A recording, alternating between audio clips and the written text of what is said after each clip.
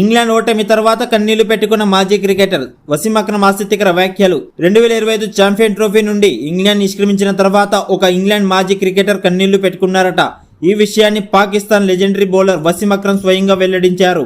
England semifinal రేసులో నిలవాలంటే తప్పక గెలవాల్సిన మ్యాచ్లో ఆఫ్ఘనిస్తాన్ చేతిలో ఓడిపోయింది.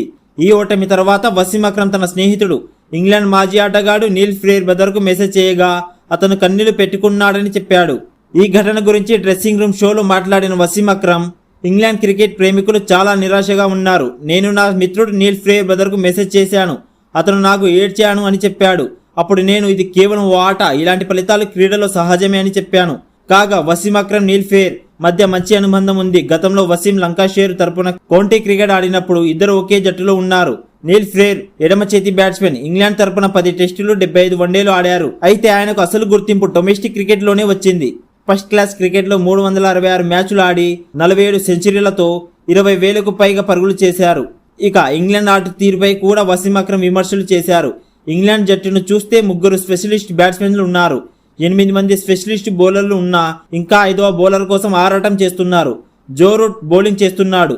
ఇంతమంది బౌలర్స్తో జట్టును ఎందుకు ఎంపిక చేశారు అంటూ ప్రశ్నించారు.